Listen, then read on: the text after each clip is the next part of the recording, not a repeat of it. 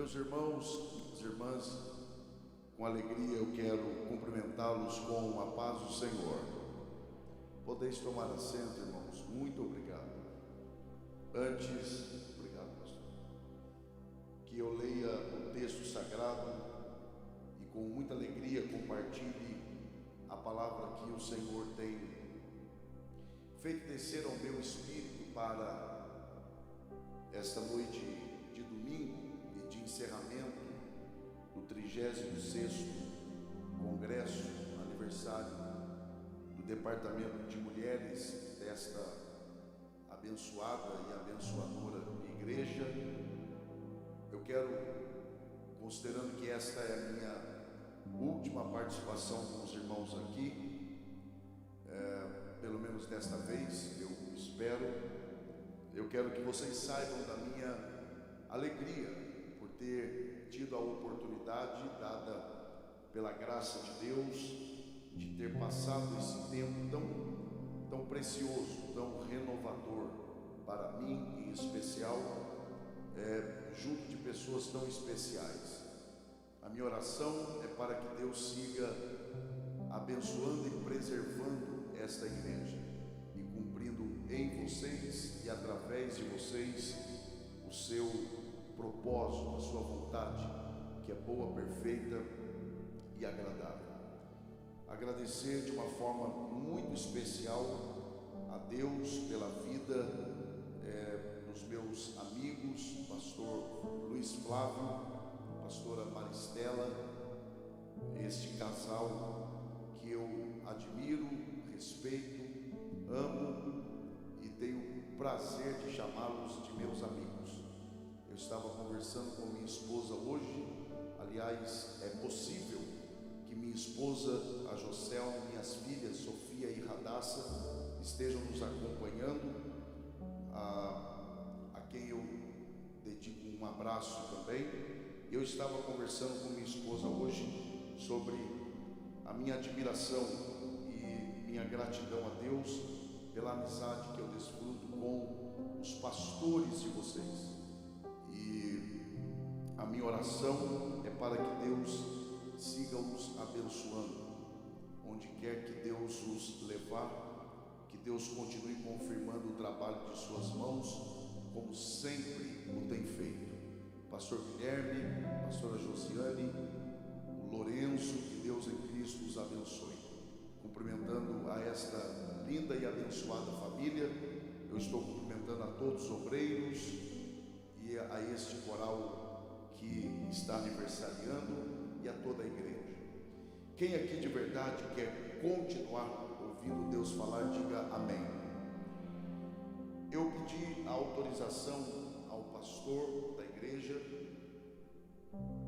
e ele generosamente me autorizou, e eu prometo fazer isso de forma rápida e respeitosa, apenas lembrar os irmãos a respeito dos livros que eu trouxe. Eu tenho ali algumas obras clássicas de Charles Spurgeon, que é considerado o príncipe dos pregadores, e eu tenho ali 3 obras de minha autoria.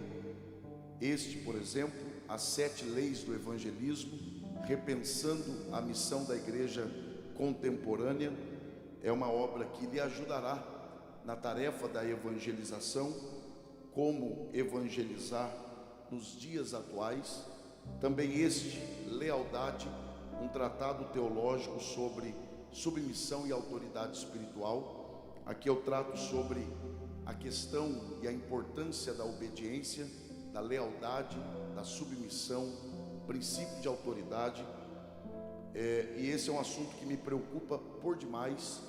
Nós vivemos tempos difíceis, confusos, tempos em que a instituição está sendo colocada em xeque, as autoridades estão sendo questionadas, os referenciais estão se perdendo, e é preciso que a igreja, que é coluna da verdade, mantenha o princípio da obediência, o princípio da autoridade e da submissão existente em nossos dias. É um livro que eu recomendo. E finalmente, o meu mais recente, que eu quero incentivá-los a adquirir, que é o livro Vocação, Descobrindo o Seu Chamado. A essência deste livro é de que não existem pessoas ruins, o que existem são pessoas no lugar errado. Nada é mais trágico do que alguém que termina os seus dias sem ter feito o que nasceu para fazer. Não são poucas as pessoas que são insatisfeitas e não sabem por quê. E muito provavelmente, uma das principais razões é porque não está fazendo o que nasceram para fazer. Então, eu quero incentivá-la a adquirir esta obra que lhe ajudará não só a descobrir, mas a potencializar e cumprir o propósito de Deus para a sua vida. Quem me entendeu, por favor, diga amém. Obrigado, irmãos, pela atenção e principalmente a compreensão com esta parte. Desde hoje pela manhã, eu falando com o Senhor e pedindo uma confirmação a respeito do que Ele tem reservado para nós, no que diz respeito à exposição da sua palavra para hoje à noite. E durante todo esse dia Deus tem confirmado esta direção, e eu quero então pelo menos tentar aqui seguir a direção que Deus tem me dado. Para isso eu quero convidar você que trouxe sua Bíblia para que possa abri-la no livro do profeta Jeremias. Enquanto você localiza o livro do profeta Jeremias, uma particularidade: Jeremias é o profeta que eu, dentre os demais, sejam os profetas maiores ou menores, é o profeta que eu mais admiro, por várias razões. Dentre elas eu destaco o fato de que Jeremias, comparado a todos os demais profetas, ele foi o profeta mais humano de todos. É o que mais reconheceu a sua humanidade. Jeremias, não à toa, ele é chamado de o profeta das lágrimas. Jeremias não teve dificuldade de reconhecer que ele, embora profeta, ele não foi e nunca seria um ser celestial e angelical. Ele era um ser humano, dependente da graça de Deus e dotado de muitas imperfeições. Quando você encontrar este importante e belíssimo livro, localize por favor o capítulo de número 33.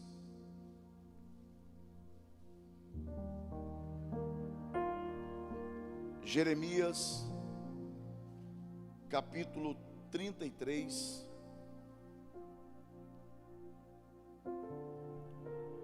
Quando você encontrar o capítulo 33 do livro do profeta Jeremias, identifique aí por favor o verso de número 1, porque nós leremos a partir deste verso e encerraremos a leitura no verso de número 3.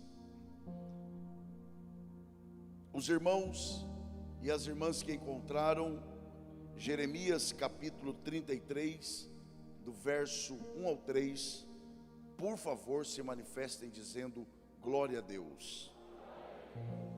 A palavra do Senhor diz assim: e veio a palavra do Senhor a Jeremias segunda vez, estando ele ainda encerrado no pátio da guarda, dizendo: assim diz o Senhor que faz isto, o Senhor que forma isto, para o estabelecer. O seu nome é Senhor.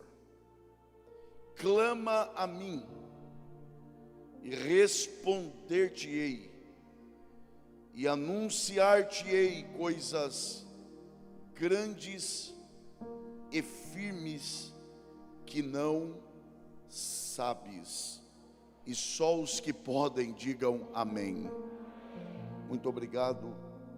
e que Deus, por graça, mais uma vez, abençoe a exposição de sua palavra. Talvez fosse desnecessário até dizer que esse é um dos textos mais conhecidos dos que nós temos acesso na Bíblia Sagrada. Eu diria que esse é um daqueles textos clássicos da Bíblia, ou seja, um daqueles textos mais amados, apreciados, lidos, e por que não dizer, um dos textos mais pregados também pelos pregadores. Eu, por exemplo, que pela graça de Deus, e é muita graça mesmo, tive o privilégio de nascer e ter sido criado em um lar evangélico e nunca ter me desviado, por graça, repito. Desde muito cedo que eu ouço estas expressões: clama a mim e responder-te-ei. Tinha até um corinho que nós cantávamos quando criança, remetendo a estas palavras tão conhecidas que foram proferidas, e às vezes nos esquecemos disso, que foram proferidas originalmente por Deus ao profeta Jeremias. No entanto, se nós queremos entender, ou pelo menos buscar entender, o que realmente Deus quis dizer com estas palavras, e o que estas palavras representaram ao profeta Jeremias quando este ouviu estas palavras, e aqui vale um destaque a você que está atento, de que o poder eficaz da palavra de Deus não se encontra na minha percepção da palavra. O poder eficaz da palavra está no seu sentido real, no seu sentido original. E o que eu quero dizer com isso é que antes deste texto, antes destas palavras terem um significado para nós hoje, estas palavras possuem um significado original que serviu para Jeremias. Então, antes de qualquer coisa, nós precisamos olhar para estas palavras, e ainda que de forma rápida, porém sincera, precisamos analisar estas palavras proferidas por Deus a Jeremias dentro do tempo e do espaço, ou seja, dentro da história. Essas palavras, elas foram proferidas por Deus dentro da história. Há algo acontecendo que motiva Deus a falar isso, que leva Deus a falar o que Ele fala, e que ao ouvir, o profeta Jeremias entende o que está sendo proposto por Deus. Então, o que é que está acontecendo aqui? Quais são os acontecimentos principais? E aí, quando eu penso nisso, eu posso chamar esse tempo de um tempo especial. E eu lhes digo porque eu chamo assim. Eu o chamo assim porque Deus estava tratando com o seu povo. Deus estava disciplinando o seu povo. Deus estava castigando o seu povo.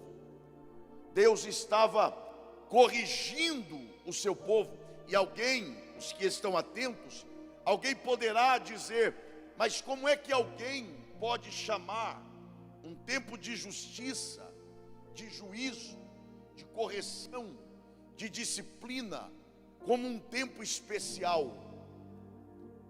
Ora, é um tempo especial porque, embora Deus estivesse corrigindo e julgando o seu povo, todavia este povo ainda poderia dizer: Deus ainda anda no nosso meio, Deus ainda insiste conosco. Porque pior do que a correção de Deus é o abandono de Deus. Pior do que a disciplina de Deus é quando Deus entrega um povo às suas próprias paixões.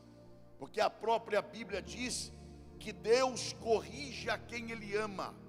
Então, quando não há correção, não é que Deus tolera o pecado, é que possivelmente Deus já abandonou esse alguém. Mas quando há correção, é sinal de que Deus ainda está andando no meio desse povo, Deus ainda está tratando com esse povo. E é o que está acontecendo aqui. Deus está tratando com o seu povo, Deus está disciplinando o seu povo. E embora disciplinado, todavia esse povo tem a consciência: Deus ainda anda no nosso meio, Deus ainda insiste conosco, Deus ainda está nos dando uma nova oportunidade. Agora, se queremos entender bem este texto que nós lemos, é preciso também lembrarmos que o capítulo de número 33, ele na verdade é a conclusão do que está sendo tratado nos capítulos 31 e 32.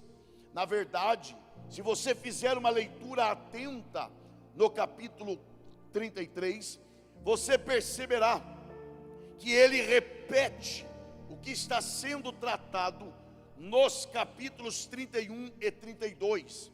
E há temas centrais aqui. Quais são esses temas?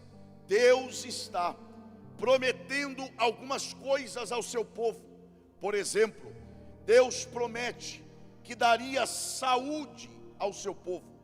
Deus promete que renovaria a alegria no coração do seu povo. Deus promete que daria bem-estar ao seu povo.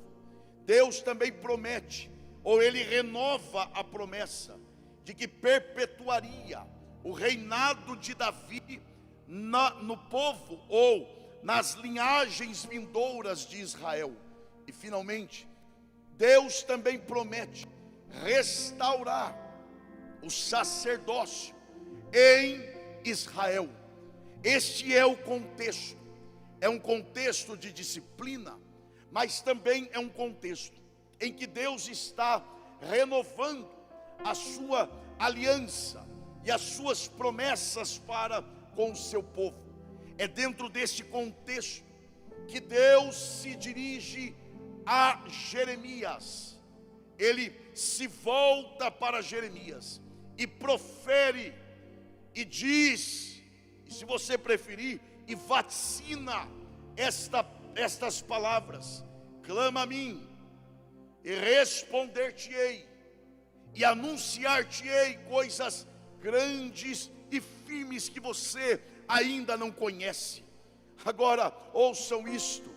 É claro que isso aqui que eu vou dizer é ponto passivo de que estas palavras não são quaisquer palavras, não. Ora, imagine só, em tempos normais, imagine o teu pastor, isso mesmo, pastor Luiz Flávio, imagine ele chegando lá na sua casa, junto com a pastora Maristela, e ele diz assim: olha, eu vim aqui hoje, porque eu senti no coração de lhe dizer, que Deus mandou eu lhe falar, que se você clamar, Ele vai te responder. Olha aí, só de imaginar, esta é a sua reação. Aí eu estou falando, com todo o respeito que eu tenho pelo pastor de vocês, mas eu estou falando de um homem extraordinário, mas é um homem. Agora você imagine o que é ouvir do próprio Deus, sem terceiros, sem intermediários, é o próprio Deus dizendo a Jeremias: fale comigo, clame a mim, e eu vou te responder na mesma hora. Olha aí, isso aqui não é qualquer coisa, não é um mero mortal que está dizendo: se você orar, Deus te responde. Não, é o próprio Deus. Claro, isso aqui não é qualquer palavra, isso aqui não é qualquer frase solta ao vento. Não, tanto que é possível, não só possível, como é bem provável, que quando eu falei, abra sua Bíblia em Jeremias capítulo 33, boa parte aqui já fez relação com o texto do verso 3, porque é um dos textos mais célebres da Bíblia, é um dos textos mais conhecidos. Agora, quem é que teve o privilégio de ouvir estas palavras originalmente do próprio Deus? Quem? Jeremias. A grande questão agora é: onde é que estava Jeremias quando ouve estas palavras? Não só isso, qual era a condição do profeta quando ouve estas palavras eternas, estas palavras extraordinárias? O texto responde, o texto diz, a partir do verso de número 1, e aí Jeremias mesmo, ele começa a descrever, e ele diz: e veio a palavra do Senhor a Jeremias pela segunda vez, estando ele ainda encerrado no pátio da guarda. Aqui está a resposta.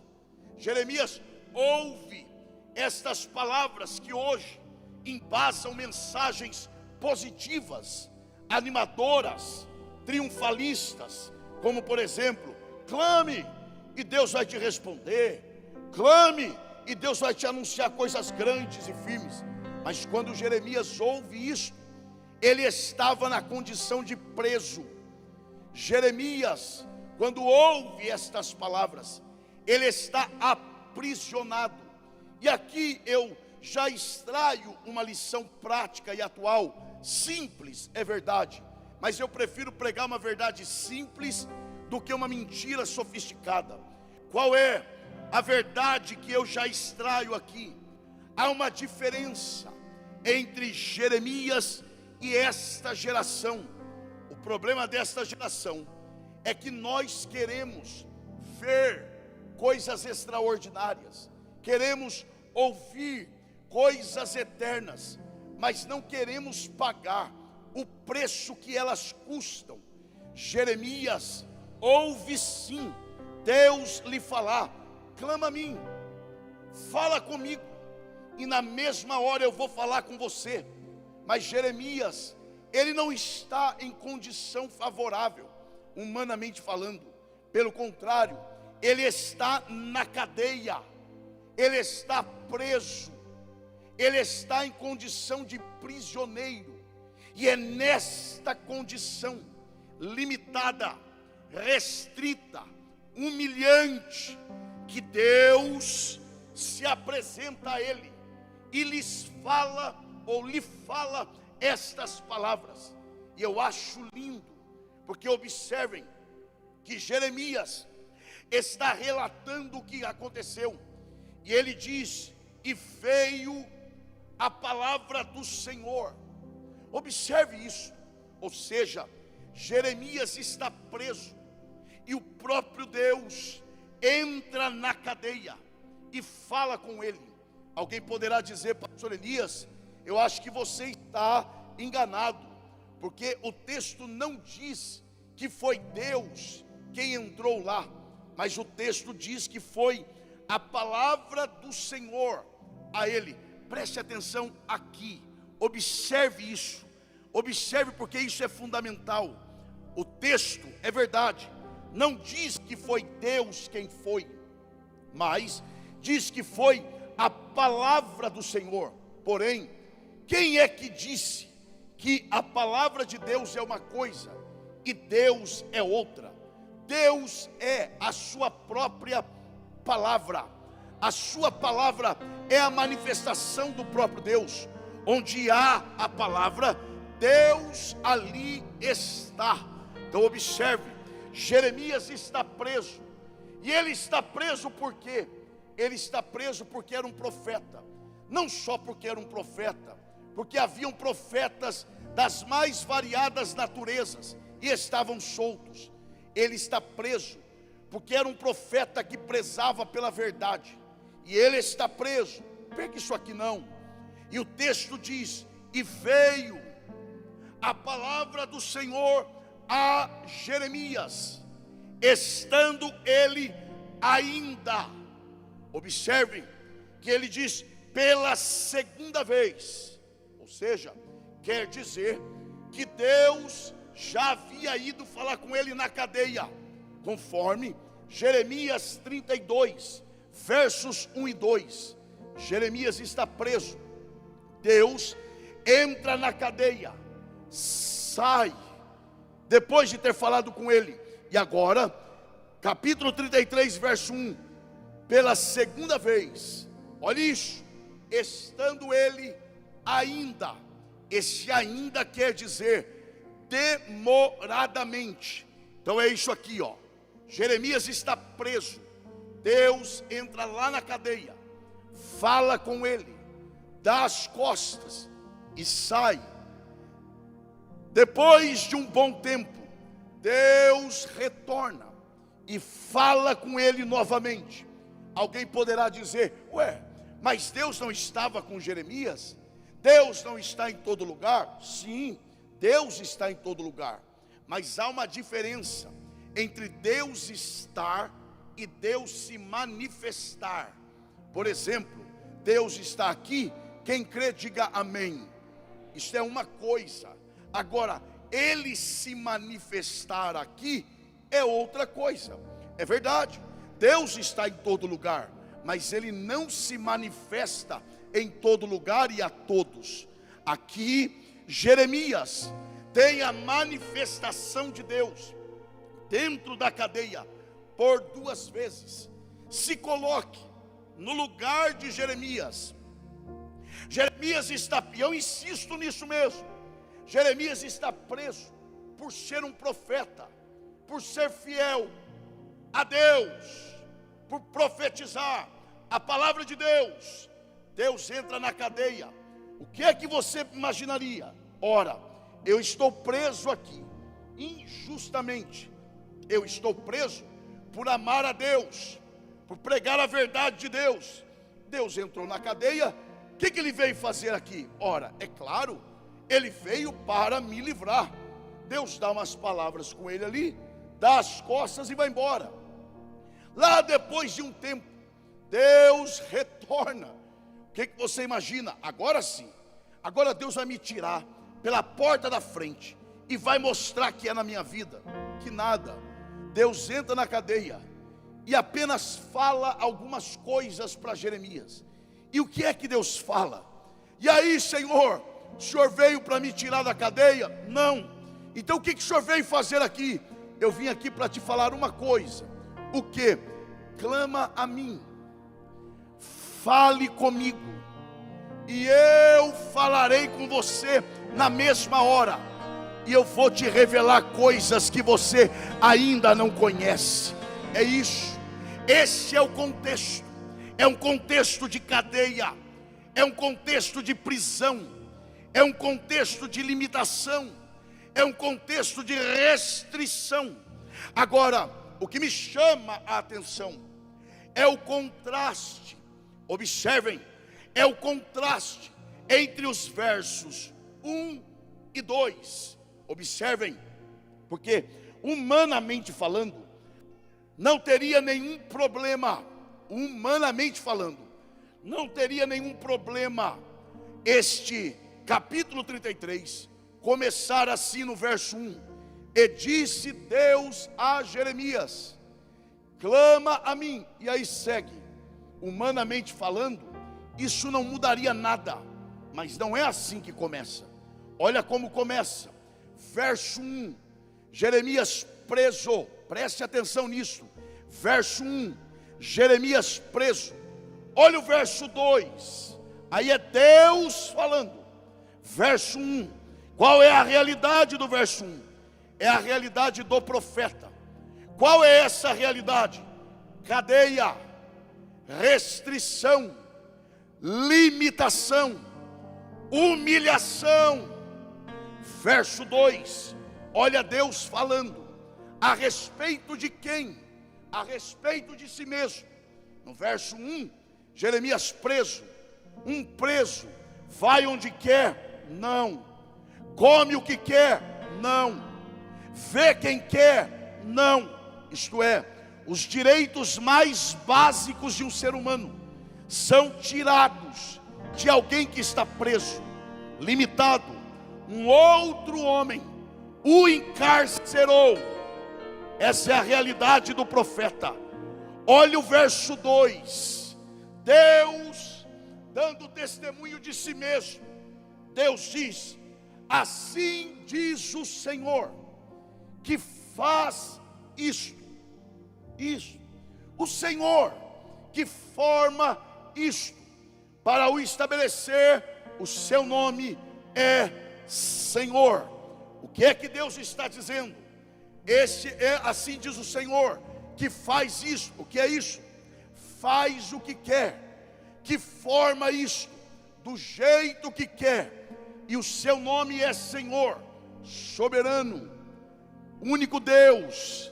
Vai onde quer, faz o que quer, é livre para ir e vir. Olhe isso, olhe isso. Verso 1, profeta na cadeia, limitado. Verso 2, Deus se apresentando e dizendo: enquanto você, Jeremias, está preso, limitado, eu, o Senhor, continuo livre para fazer o que eu quiser. Sabe o que é isso aqui? É o contraste entre a humanidade do profeta e a divindade do Senhor. Deus está emitindo uma mensagem ao profeta. Primeiro, você é profeta, mas não se esqueça, você é homem. Você é tão homem, você é tão limitado, que você não é capaz de se auto-libertar desta cadeia. Quanto a mim, não se esqueça, eu sou Deus, eu sou soberano. Ora, mas afinal de contas, qual é a relação disso com o verso 3? Primeiro, homem. Segundo, Deus é Senhor. E aí depois Deus clama a mim e responder-te-ei. Sabe por quê? Porque aqui é um princípio. Qual é o princípio? De que eu só serei alguém de oração enquanto eu for capaz de reconhecer que eu sou homem e que Deus é Deus. Alguém que ora é alguém que reconhece a sua humanidade e reconhece que depende de um Deus que é soberano. Quem não se lembra, eu preciso adiantar aqui, quem não se lembra de Elias, isso mesmo, não este aqui, Elias, o profeta, o representante dos profetas. Tanto que quando Jesus esteve no Monte da Transfiguração, quem é que apareceu a Jesus ali? Moisés, representando a lei, e Elias, representando os profetas. Não é à toa que o texto bíblico diz que João Batista veio no espírito de Elias. O que é esse espírito de Elias? Na autenticidade profética de Elias. Elias, ele é o grande profeta, ele é o grande representante dos profetas. Mas o que é que Tiago, capítulo 5 e verso 17, conta-nos sobre Elias? Diz que Elias era homem, ele era homem, e ele vai mais, homem sujeito às mesmas paixões que nós. E logo em seguida diz: e orou. Olha isso, Elias era homem. E porque era homem, e porque reconheceu que era homem, orou. Porque só ora quem reconhece que é humano. Só ora quem se lembra que depende de Deus. Uma vida ausente de oração é sinal de que você está se achando Deus e que já não depende mais de Deus. Mas Deus marcou esta noite para reacender em nossos corações a certeza de que dependemos dEle, e por isso oraremos ainda mais. Elias era homem, e porque era homem, orou. E porque orou, Deus fechou o céu, e por 3 anos e 6 meses não choveu. Depois de 3 anos e meio, Elias, que ainda era homem, eu vou repetir para você gravar, porque vitórias humanas não te tornam deuses. Conquistas humanas não te fazem menos humanos. Elias, 3 anos e meio depois, ainda era homem. E porque continuava homem, orou de novo. Porque a vitória de ontem não é garantia da vitória de hoje. E porque orou de novo, o Deus que fechou os céus, abriu os céus, oh glória a Deus, e choveu de novo. Todas as vezes que você dobra o joelho em oração, você está emitindo uma mensagem a Deus: eu ainda sou humano, eu ainda reconheço a tua grandeza, eu ainda dependo do Senhor. Quem reconhece a grandeza de Deus aqui, quem reconhece que depende dEle, adore a Ele nesta noite. Ele mais chore me eleva.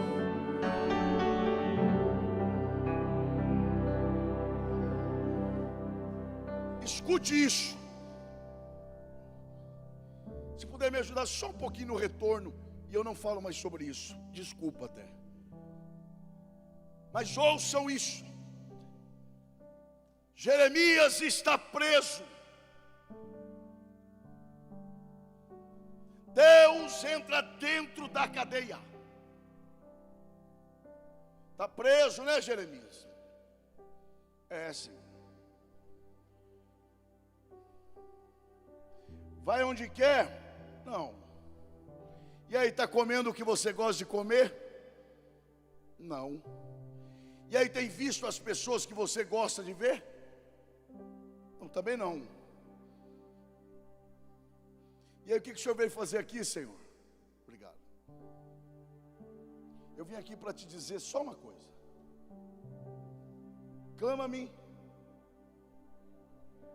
Quer dizer que o Senhor vem dentro da cadeia pela segunda vez, depois de tanto tempo, e vem para me dizer, para eu orar, mas eu estou preso. Pois é isso mesmo. Eu vim aqui para te dizer que você não tem desculpas para não orar. A sua prisão não é desculpa para a falta de oração. Agora pense comigo. Tem alguém preso aqui? Eu estou perguntando. Ou você está em dúvida? Olha a sua volta, por favor. Há cadeias te prendendo aí? Eu estou perguntando. Sim ou não? Não. Com toda a restrição desse ano. Olhe para cá. Com toda a restrição desse ano, você ainda não conseguiu ver as pessoas que você ama? Você não come o que quer? Vou perguntar de novo: há alguém preso aqui? Se Jeremias preso não tinha desculpa para não orar, imagine nós que estamos livres.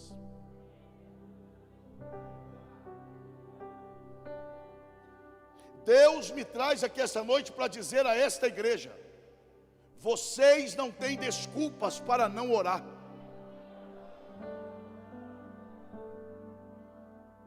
E Deus, e eu não preciso enganar ninguém,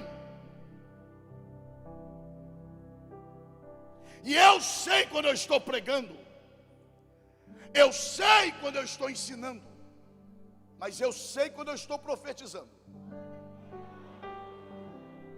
Se tem uma coisa que meus pais ensinaram, meus líderes que me formaram me ensinaram, e meus pastores hoje ainda me ensinam, é não mentir, principalmente num púlpito como esse. Deus me traz aqui hoje para dizer, além disso, de que esta igreja não tem desculpas para não orar. Escute isso: é melhor orar antes que Deus crie uma situação em que a única coisa que lhe restará é ficar de joelho. Isso mesmo.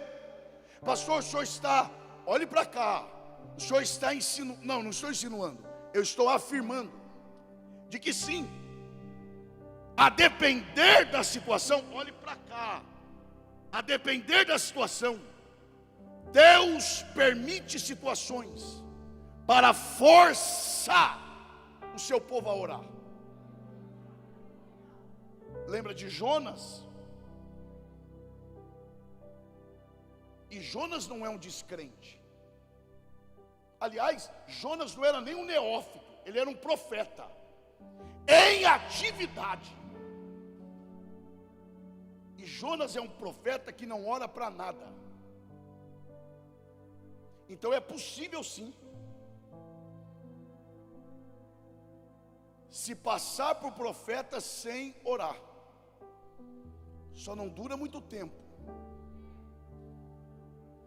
mas dá para enganar por um tempo. Não para sempre, mas por um tempo. Jonas é o tipo do crente que não ora para nada. Deus fala, vai para tal lugar, ele decide mudar a direção sem orar. E outra coisa, ter dinheiro não é sinal de que Deus está te aprovando, porque a Bíblia diz que ele pagou a passagem, então tinha dinheiro e estava fora da direção de Deus. Então dinheiro ou ausência não se mede nada. E tem gente que vai perder isso aqui, não perca não. Jonas está tão mal que não ora nem pelo começo da viagem. Jonas desce para o porão e vai dormir. Está tão mal que nem para dormir ele ora mais.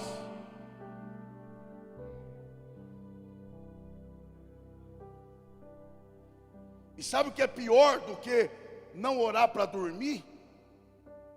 É conseguir dormir sem orar. Porque lembra daquela época que você cansado do dia, deitava e se esquecia de orar, e aí virava para lá, virava para cá, e cansado, e não conseguia dormir. De repente, se você se lembrava, lembrei, é porque eu não orei. Aí levantava, orava, quando deitava já dormia. Mas pastor, eu ando tão cansado que eu parei de orar, porque toda vez que eu dobro o joelho para orar, eu durmo orando. É melhor dormir orando do que conseguir dormir sem orar. Durma de joelho, mas durma tentando orar de novo. nem que você não consiga, mas demonstre: Senhor, eu estou pelo menos tentando voltar a orar. E enquanto eu estou tentando pregar isso aqui, o Espírito de Deus está gritando dentro de mim: pregue isso, porque é isso que eu quero, porque eu vou despertar crentes a uma vida de oração, porque um avivamento está às portas dessa cidade. E aí dá glória a Deus quem acha que tem que dar glória. Jonas está dormindo. E sabe o que é pior? É que crente que não ora perde a sensibilidade do problema. Olhe para cá. A coisa está quebrando lá em cima. A coisa está destruída lá em cima. E ele dormindo. É sinal de crente que não ora. A coisa está destruindo diante dele, e ele não percebe nada. E aí tem que ter um ímpio para despertá-lo. Oh, dormente, qual é a tua ocupação? Quando ele vê o estrago, ele diz: me jogue ao mar. Como é que é? Uma tempestade e me jogue ao mar? Ora, se você está em alto mar, com uma tempestade, e você pede para ser lançado ao mar, o que você está insinuando? Que você quer o quê? Morrer. Porque crente que não ora é assim. Crente que não ora quando não tem tempestade, quando chega a tempestade ele quer morrer. Já viu esse tipo de crente? Senhor, não aguento mais, me leva, Senhor. Ainda abre o braço e ainda usa a frase de Jesus: em tuas mãos eu entrego o meu espírito. Aí fecha o olhinho, espera um tempo para ver, quando vê não foi. Mas não pode ir nessa situação. Crente que não ora, quando a coisa aperta, pede a morte. Crente que ora, não. Crente que ora, quando a coisa aperta, ele quer viver para ver o livramento do Senhor.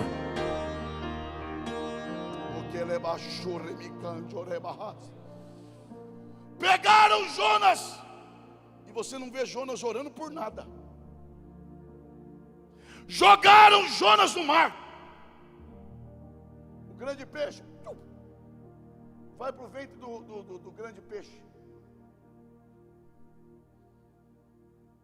Passa um dia, não ora.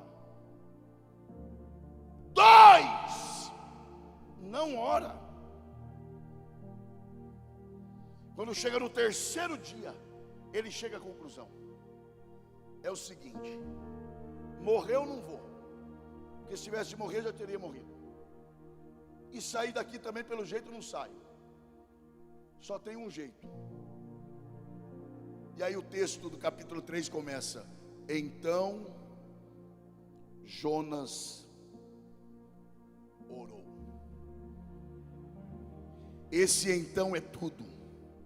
Porque esse então quer dizer que Jonas olhou e falou assim: só me resta uma alternativa: voltar a orar.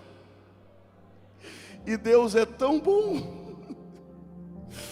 que mesmo depois de tanto tempo de insensibilidade, quando Jonas orou, e segundo ele, veio no inferno, ele clamou a Deus, e Deus o ouviu.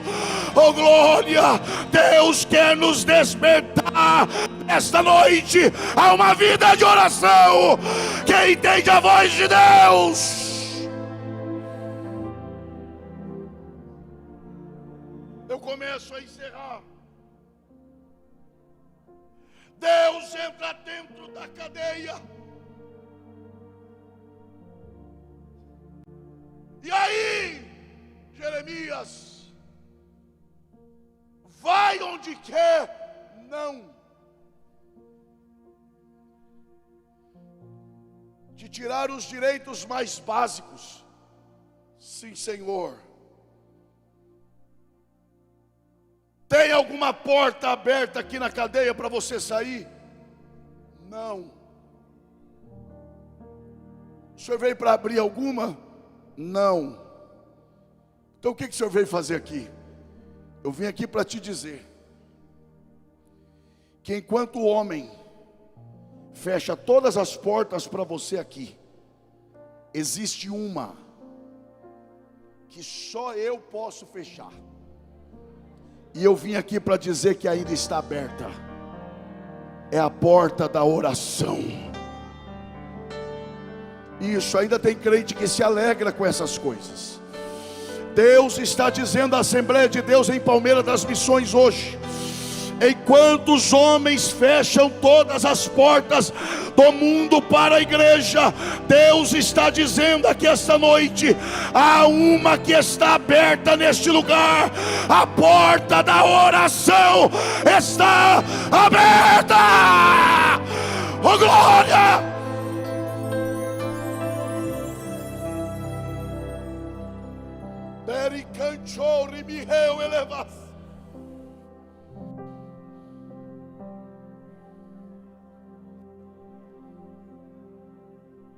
Última pergunta que eu faço: e vale a pena orar?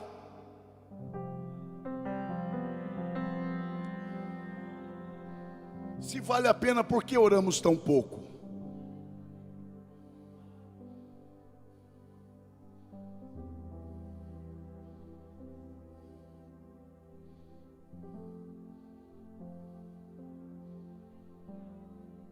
O texto responde se vale a pena. Clama a mim, e eu vou te anunciar coisas que você não.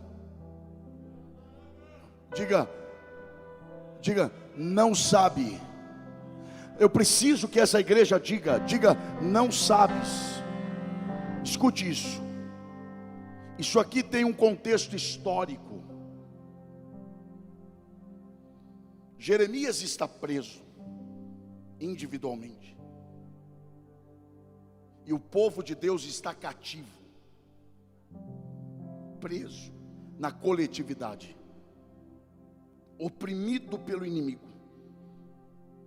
Deus fala: fale comigo. E eu sou tão Deus que você sai daqui quando quer? Não. Pois eu entro aqui a hora que quero, saio quando quero e ninguém fica nem sabendo. Então eu vim aqui para te contar um segredo. Você está preso, meu povo oprimido, mas tem uma coisa: fale comigo, e eu vou te contar coisas que você ainda não sabe. O que isso significou para Jeremias historicamente? Deus está dizendo a ele: fale comigo, e eu vou te revelar o que os seus inimigos estão tramando contra vocês agora. E antes que eles ataquem, eu lhes darei o caminho para a saída. A igreja precisa despertar.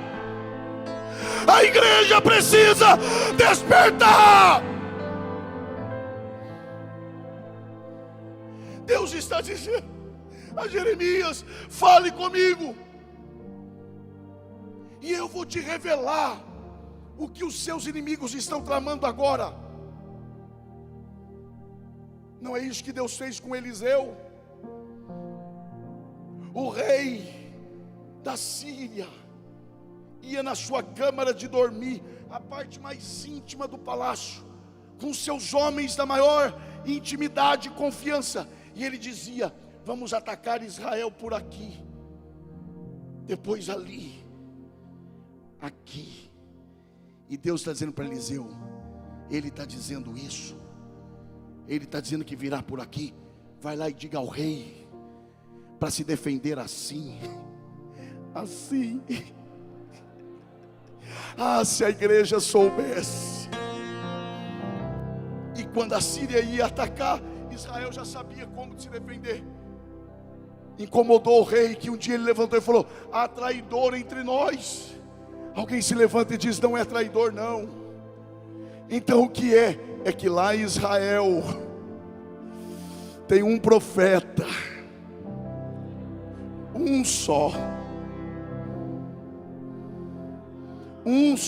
é capaz. Isso mesmo. Se um na sua casa se propor a orar, antes que o diabo ataque a sua família, Deus vai te revelar por onde ele virá e te dará a saída. Deus quer revelar segredos a esta igreja.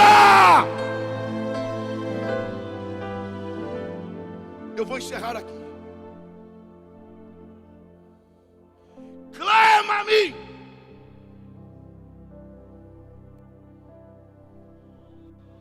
E eu vou te contar o que está acontecendo agora. Clama a mim, e eu vou te revelar também coisas que acontecerão daqui 500 e poucos anos. Verso 15. Naqueles dias e naquele tempo farei que brote a Davi um renovo de justiça, e ele fará juízo e justiça na terra. Isso aqui é promessa sobre quem? Renovo com R maiúsculo, Jesus. Deus está dizendo: fale comigo, e eu vou te contar coisas que eu farei em um tempo que você nem vivo estará para ver. Ué, mas com qual motivo? É porque eu tenho prazer de contar segredo para quem fala comigo. Eu só não revelo porque o meu povo não fala mais comigo. O meu povo se afastou do meu altar. O meu povo não sabe mais o que é passar uma hora de joelho clamando. Mas eu estou dizendo: volte a orar, volte a clamar, e eu lhes contarei segredos. Com a permissão do pastor da igreja, esteja em pé adorando ao Senhor nesta noite.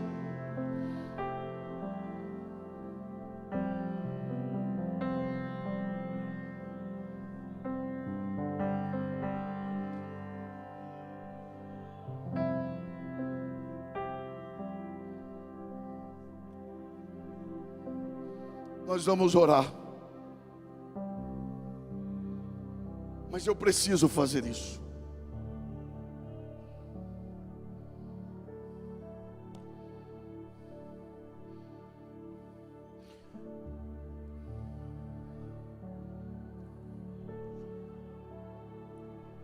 Se dizemos que amamos tanto a Deus, por que falamos tão pouco com Ele? Ai de mim, se viajar e ficar sem falar com a minha esposa algumas vezes durante o dia. Mas tem gente que consegue passar o dia inteiro sem falar com Deus e ainda é capaz de chegar na igreja e dizer que ama a Deus. Eu queria que você fosse amado da mesma forma que você demonstra amar a Deus.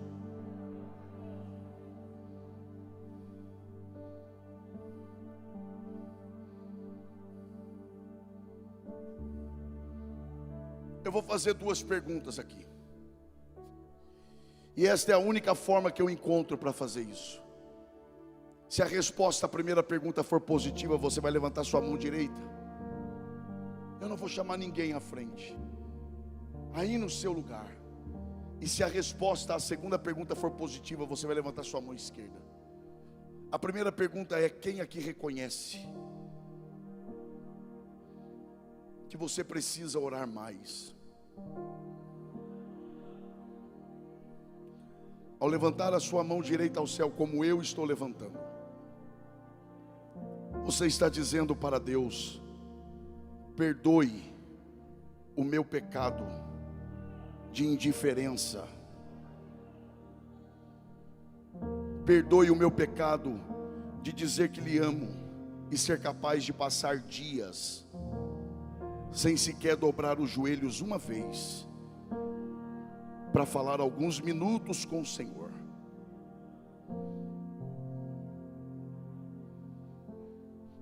Perdoe a minha frieza, porque quantas vezes eu dobro os joelhos e não vejo a hora de me levantar. Dos que levantaram a mão direita ao céu, que reconhece que precisa orar mais. Quem aqui com a mão esquerda levantada junto da direita quer dizer para Deus: embora eu não esteja orando como deveria, mas eu quero, mas sozinho eu não consigo, e eu dependo da tua graça para gerar no meu coração sede da tua presença. A começar lá de trás, até este púlpito sagrado desta igreja, Deus vai começar a gerar desejo de oração. Escute o que eu vou dizer na qualidade de servo e profeta de Deus. Os demônios que agem nessa região ficarão sem entender, porque um número expressivo de crentes hoje à noite dobrarão os joelhos e Deus começará a revelar segredos, segredos, segredos.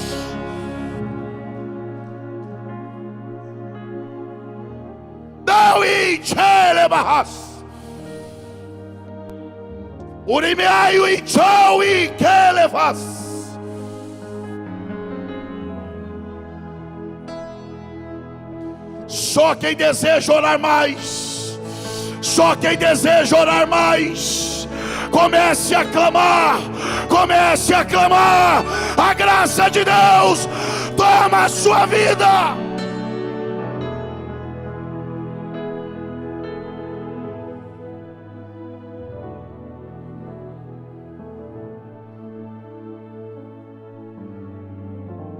Com as duas mãos levantadas, diga: precisamos orar mais.